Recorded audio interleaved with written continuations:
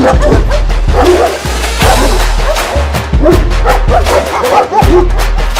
you believe it? We're back for yet another Crown Point Football Bulldog Bark. We got our own in-house producer today, helping out with the applause. That's Tran. Tran's our motivational together. Motivational speaker. Yep, absolutely. There you go. Nice job, Tran. Get a free meatloaf on us. There you go. Well, hey, we got a lot going on here in Crown Point as we're here at Station 21, the host site of the Bulldog Bark. Great place to be in a great atmosphere, as always. You were expecting a little bit less of an atmosphere since you guys have the week off of school. A lot of people not around this week, but it's still buzzing pretty good in here. Yes, it is, and it's these guys are ready to go, and they look like they're enjoying some great food, and looking forward to a great show here at Ski. How's the week been being on the fall break and nobody around? Different, right? It's just a different. These guys are out of their routine, and we just got to do a good job of making sure when they show up. Now, obviously, they're usually up at 7 o'clock in the morning. Who knows when they're getting up now? Who knows when they're going to bed? We try to preach it's important to stay in the routine, and hopefully they're listening. But we got to really make sure that we're doing the right things. Well, we'll get to the Chesterton win and all the other stuff happening here in just a second. But, Coach, I'd be remiss to say Sunday was a big day for all of high school football across the state of Indiana as the sectional draw came out. The draw points to you guys being at home for your first game against Lake Central. Yes, we're home, and obviously we're going to play an opponent that we had already played other than Penn, and Drew Lake Central. They come to our place, and always tough to beat a team twice, but it's going to be nice to be at home, and we talked about 1 minute about this today at practice, and then we put all our focus on Michigan City. All right, we'll get to the Michigan City Wolves here in just a second. Let's first talk about that big win last Friday night against the Chesterton Trojans. Coach, a 49-10 victory over the Trojans that you were really nervous about because they were playing so well. They were, and we really think they're a good team, and we think they're probably the favorites to come out of that sectional, with them and Michigan City and Valpo and LaPorte. But I thought we really answered the bell and really came out and did a nice job against them. And anytime you can get up quick like that, it really puts them in a really one-dimensional mode, and that's what we did. And it was really good. We talked about all week long. The last time we played over there, it was probably the worst game that we had played in the last 4 years of this run here, and we really were really concentrated on getting it going and making it one of the best ones that we played all year, and I think our kids probably did that. Well, once again, the defense showed up as they have been all year. Offense again, though, putting up 49 points. Were you happy with the rushing and aerial attack? Yeah, we're to the point now that we're going to do what we want to do as opposed to being forced to do what teams are doing. So we have that. I think we're getting to that point where we could do either and at any time. So it's awful good, and I think the points that we've been scoring reflect that. Well, we always do the players of the game courtesy of Station 21. Let's take a look at those players of the game. First off, on the offense, it was your quarterback, Tice Custy. Tice Custy, again, limited role just because of the running clock in the second half, but we feel like he's doing a great job. He's getting more of a grasp on the offense, threw some beautiful balls right where they needed to be, and threw for 2 touchdowns as well, and did a nice job with his leadership role. So I believe this is Tice's second time this year, so congratulations to him. On the defensive person, we've heard his name a number of times, and Bone Crusher and everything else, Griff Van Tischel. Yeah, you can't keep Griff out of this. He's either getting a bone crusher, or he's getting a special teams, or he's getting a defense. I mean, he's just an all-around player for us, and it's hard for me to find somebody who's playing as well as he is in the state of Indiana in all 3 phases. On special teams, a new name to the mix today, Devin Wagner. Yeah, freshman kicker. So our kickoff coverage, we challenged him this past week. We thought we slipped a little bit the last 2 games, and if you have a really good coverage team, your kicker has to put it where you want it. And he put it exactly. I mean, we couldn't have dropped it on the field any better than what he did. And he's obviously taken over for an all-conference kicker in Ollie Brewer, and man, we haven't missed a beat. And Carson Cavalcante has taken the extra points, and Devin has done a great job on kickoff. So congratulations! It's always good to see a freshman on there. I did see Brewer was dressed last game finally. Yeah, he's ready to take our punting roles if we decide to punt. Hopefully we don't. There you go. But that's why you didn't see him on the field, because we didn't punt. I think it might have been the second or third week in a row that we haven't punted, which we like to hear. On the bone crushing award this week, Alex Rodriguez. A-Rod, wide receiver. Wide receiver. You ever think of a wide receiver getting a bone crusher? Well, last week was an offensive lineman. Yeah, well, I'll take that. But man, A-Rod, just one play, just in the slot, came down and cracked on a linebacker, and resulted on a big play. And we love when our wideouts. Well, first of all, we love when the wideouts hit people, touch people, let alone smash people, and that's exactly what he did. So Coach O'Connell nominated him, and we seconded it. Okay, we'll take a look at the scout team offense. We're looking at Beamer Wright and Eli Corneo. Both of those guys, outstanding job. And anytime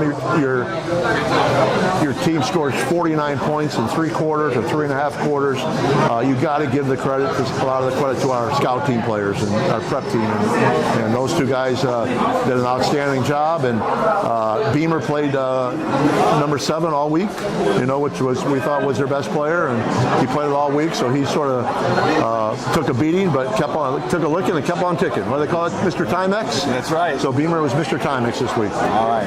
JV had another good week this week as well. Bobby Bond and Logan Howard.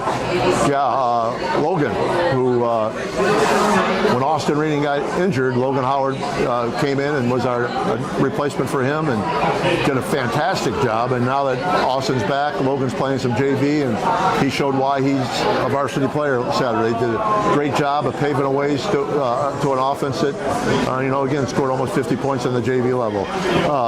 Bobby Bond is a guy that we really appreciate, because at the start of the year he was a wide receiver. We needed a little depth at the DB position. Asked him if he'd be willing to try, and right now he's just a little bit away from pushing those number 1 guys. Outstanding speed, fastest guy on our team, and is really taken to the defensive role. So congratulations to both of those guys. And one of your favorite awards that just started up this year, the Epic Effort Award.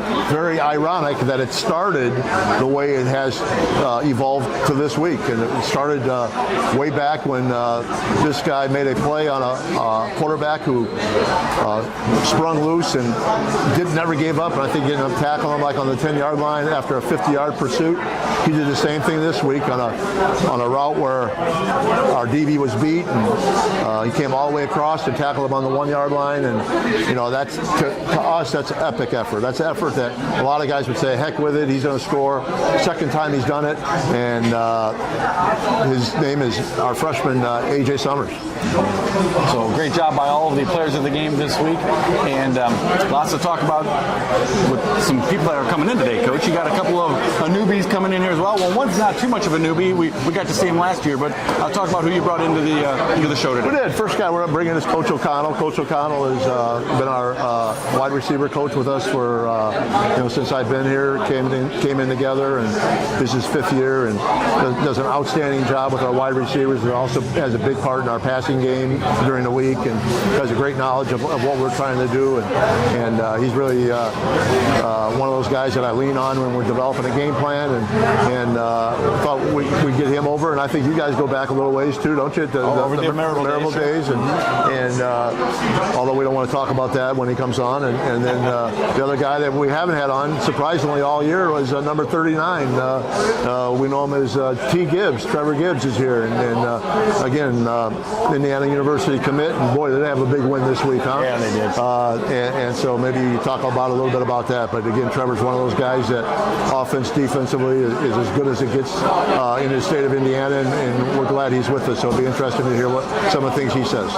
Well, when we come back, we'll talk to both of those guys, and we'll come back then and talk to Buzz even some more. And we're going to do all that right after this break. You're watching the BullDog Bark.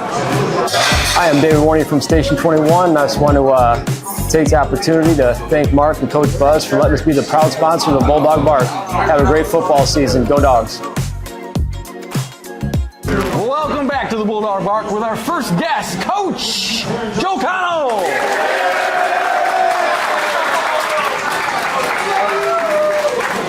How about that, huh? Wow, quite an audience here. Quite an audience. Well, hey, thanks a lot for being here. Appreciate you coming in. First time on the Bark. Yes. So tell us, you've been with Coach for 5 years now. How have you seen things develop over the 5 years throughout your tenure with him? Year one, you didn't really know what to expect, and so I see his vision now more. Now that we're 5 years in, I see what we're trying to do year one. Whether it's from program building to just what we want our offense and our defense and things to look like. And that first year we were putting stuff in that we weren't ready for yet, knowing down the road it was going to pay off. And I think now the run we've been on, you can kind of see it's our JV, it's our freshmen, it's program wide right now. Where everything that he was trying to do year one, you see the big picture now. Well, I think one of the things I'm impressed with is his ability to get such great coaches in as well. I mean, obviously he brought you in from Maryville. He's got the old Chesterton head coach. I mean, he's bringing people in that know the game and can really help them out in that way. Yeah, it's pretty fun to coach on a staff like this. Where the amount of everyone's got their own ideas and you bounce them back off people, and the amount of knowledge that you can bounce things and suggestions off of in our office is pretty nice. I mean, you can sometimes just sitting back and listening is better than talking sometimes, At one point, I think we added up the experience on our staff was over 300 years. Wow. So it's been refreshing from that point where I've never personally been around this many people with the experience and the knowledge that they have. So it's been rewarding for sure. Well, it's neat too because it's like, I mean, people's goals sometimes is always you want to become the next head coach. You want the glory. You want that. And now you have people that have been great head coaches saying, "Hey, I'm okay being an assistant coach in that realm too." So that's pretty cool. Yeah, and there's when you've been a head coach, obviously the amount of extra stuff you have to do, not just coaching football. So when you get an opportunity to go back and just coach football, it's kind of refreshing. Sure. We're in charge of the wide receivers, and you have a heck of a core this year. Yeah, a few of these guys have been with us from Caden Smith has been with us since he was a freshman. We pulled him up. Oscar Biasi was part of this group, and this year went over the defense. He started every game last year, but that's where we had a little more of a need, and because we are so deep, we felt that we could make that transition. Logan Urbanik last year transferred back to us. He was originally a Crown Point kid, went to Andrean. Battled some injuries at the start of last year and just kind of got a slow start, and it's been nice to see him maintain his health, and we were real excited what he could do last year, and to see him do that this year. And then Alex Rodriguez, another senior who, a kid who's put in so much effort and hard work over the years to get this opportunity. And there's a slew, about 4 or 5 other guys that could easily contribute from week to week. I think right now, we have 9 receivers with a catch this season. So it's been a lot of fun to coach these guys. But it does start with our 3 seniors. I remember 2 years ago, Caden Smith, who's obviously having a breakout year this year, I always just watched him, and I told our guys, if you want to see someone do everything right, I thought he was our best practice player. Every drill rep he took, and you see that kind of work ethic come out now. That's really cool. How how do you think the wide receivers have done? Obviously, going from last year, an all-state quarterback with Noah. Now they're kind of thrown into a mix where they have two quarterbacks that are sharing some time. How have they adapted to that? I think, we obviously get reps with both of them, and I think that the experience that we do have at receiver with these senior-led group kind of helps any little gaps there. Where last year it was Noah was a senior, and he would, if something was not quite right, he would make it right. And this year, if we're missing anything from the experience of the quarterbacks who are coming a long ways, but the receivers make it, they make it right. They, the routes that they're running, it's not as tight of a window because they're getting open by more than what would normally happen. And so the combination, last year one picked up the other a little bit, and this year we've got another group that can pick the other side up. So how much fun has it been? I mean, you're on a 4-year run of being undefeated, going for an unprecedented record this Friday night. I mean, you guys finding time to have fun in there too? That is an important thing. You got to appreciate what's going on. I thought that last year, where it's just like you need to step back and realize, like, don't take this for granted. I mean, this is, what was done last year may never be done again. Where 9 regular season games, 9 opponents on the clock. I mean, it's asinine. I mean, there's been some dominant teams in this area, but I've never seen that. And going into this year, what's making this fun? Obviously, winning is fun. But last year, I think everyone expected us to win. I think it was, we were expected to win probably every game we played. And then it's like, okay, well, you graduated Noah, you graduated Larry, you graduated Soley, Lucas, whoever it is, right? So you had some people start down again. Oh, I think so-and-so is going to come up this year. That's what's made this year fun for me, is proving people wrong and really seeing the growth of our team. Because we didn't start out week 1 having a ton of experience at every position. We had guys who had to learn a position and grow in a position, and so seeing that growth in our development this year has been really rewarding. Mm-hmm. That is cool. So I see you on the sideline a lot, helping coach out during the game, yelling the plays in, stuff like that. I don't know if he's told you or not, but I gave him a play about 9 years ago that he really liked. Okay. And he's yet to run the play. So what are the odds that just sometime during the game, he tells you to run a B46, but you just throw in the red ski? You think you could do that for me? I sure can, and then I'll tell him that Barb told me to do it. then you can't get in trouble. Right. That's awesome. That is awesome. Well, Coach, thank you so much for coming in. I appreciate it. Yep. Coach Joe O'Connell with us here today. Fun guest to have, and has been doing an outstanding job for the Bulldogs, and we look forward to seeing you continue that throughout the rest of the year. We're going to come back with the man himself, Mr. Gibbs, right after this break. You're watching the BullDog Bark.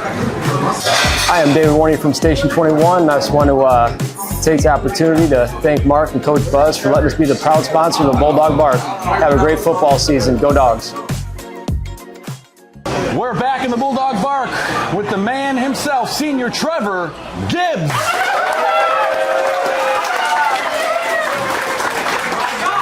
How you doing, Trev? Doing good. Good. Well, it's kind of funny. This is, I think, week 8 of the BullDog Bark, and this is your first time on here. Yeah. Saving the best for last. Saving the best for last. There we go. Well, let's cut right to the chase, because I'm hearing a lot of stuff happening. You were a little upset about the bone crushing hit this week. You thought maybe you should have gotten it. No, I just when you said wide receivers, I just was unsure about who it was, because it's funny because I talked to A-Rod because we messed with him for being a tight end, and he's the one that got it, so it was funny. You're in the mix every week though, huh? I try to be. Yeah, doing well. Well, obviously you're an IU recruit. We'll talk about you going there in a second, but what a game this weekend, huh? Yeah, I'm sure you watched it. Yes, sir. Physical. They did what they got to do. Yeah. So how fun is it watching major college football on TV, knowing I'll be there next year playing? It's pretty fun because, we get to meet a lot of guys on the team, so it's definitely fun seeing them on TV and rooting for them. Okay, all right. And what do you being recruited as? Offense, defense? As of right now, it was tight end. Tight end? But when they first offered me, it was DN. Okay. Yeah. What do you like better? I don't have a preference. You don't have a preference? Nah. Okay. All right. Well, let's talk just Crown Point football right now. You got one game left to go against the Michigan City Wolves, and so much is on the line. You've got a conference championship. You've got a streak of 4 years of undefeatedness going on. Just a lot of things happening. How do you think you guys have been kind of dealing with all this pressure and stuff to win every week? We got a sign in our locker room that says pressure's a privilege, so I think we take that to heart. You know, you only get this pressure by getting into where we're at right now. So it's nice to have the streak, but you got to keep it alive. So, well, part of keeping it alive is that defense. Part of you're anchoring with that defense with Griff and everybody else out there. 10 points last week. I think that's probably the most that's been scored on you guys all year. How has that defense been maintaining that every week? I think it's the intensity we bring to practice each and every day. I think the energy, they come out excited. You know, we go against a scout team. We know that maybe they're not going to be as good as the guys that we're playing against on Friday, but we still go out there and do what we got to do and we prepare against the scout team like it's going to be who we're playing on Friday. Offensively, we've seen you in a couple of roles this year. You're still catching passes, but you're getting into the backfield a little bit too. Talk about that. We Coach Buzz the offseason, he came up to me, he's like, how do you feel about playing a little bit running back? And I'll never say no to doing anything for Coach Buzz, so I thought it was pretty exciting to play running back. Okay. Now, I know when you were here last year, we talked, and I was kind of like, hey, you're doing great in the weight room and everything, but what do you want to work on for the next coming years? And you said you wanted to work on your quickness and speed. So how did that progress this summer, and where do you think you're at with that right now? I think I'm still working on it a little bit. I think just keeping overall consistency and how fast I play. Well, I mean, I've seen you run down some quarterbacks that were pretty athletic and stuff, so it's pretty fun watching there. Senior night on Friday night as well. Talk about this group of seniors and how good they've been over the last 4 years. I think, it's like a brotherhood we got. Like, most of these kids, they play junior Bulldogs and stuff like that, so you grow up playing with them and against them. I think, it's going to be sad a little bit, but I think I've had fun these past 4 years playing with these guys. Yeah. I mean, can you believe it? It's hard to believe. It's not your last home game because you guys are going to play sectional at home, but the last regular season game, how fast did it go? It went fast. I remember talking to Lucas and Noah, and they said it goes a lot faster senior year, a lot faster than you think. I didn't believe them at the time, but now I can see what they're talking about. Yeah, even the last 4 years probably for you. I mean, this year has just absolutely flown by. So, confidence-wise, sectionals is going to be starting. I know we don't want to overlook this week, but that's always the big thing, the big run.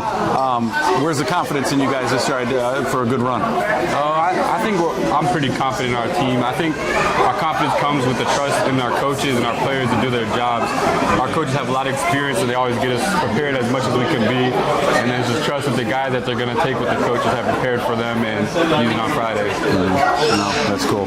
All right. Well, hey, you can come out and see Trev in his last home game in the regular season on Friday night against the Wolves. Senior night will be happening before the game, so come out and just rep all those seniors that'll be there. So, hey, thanks a lot for coming in. Always a pleasure to see you. Been looking forward to seeing you in the playoffs all year long. All right, Trevor Gibbs will be back with Coach Buzz to wrap things up in just a second. Hi, I'm David Warney from Station 21. I just want to take the opportunity to thank Mark and Coach Buzz for letting us be the proud sponsor of the BullDog Bark. Have a great football season. Go Dogs.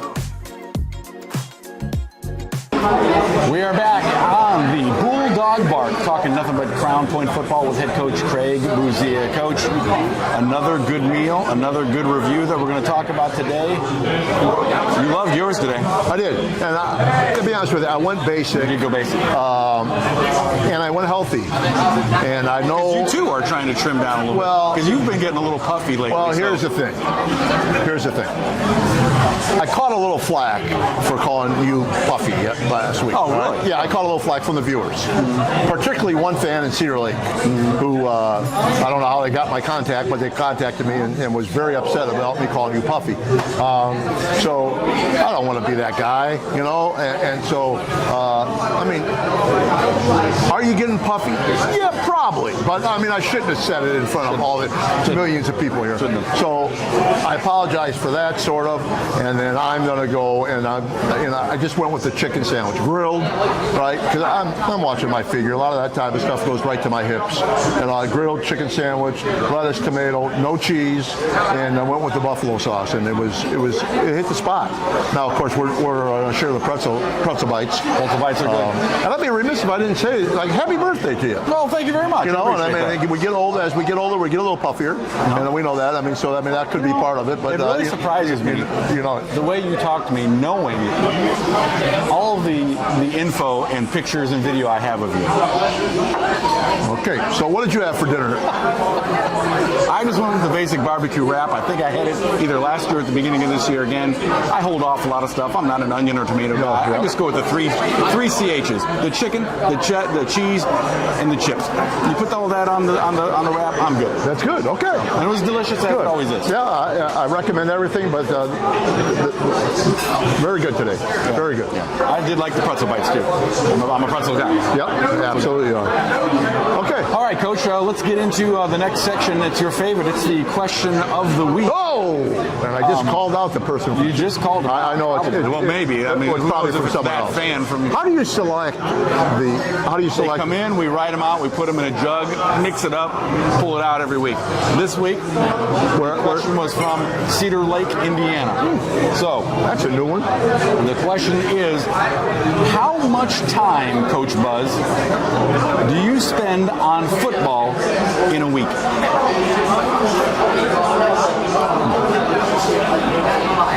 Serious? Yeah.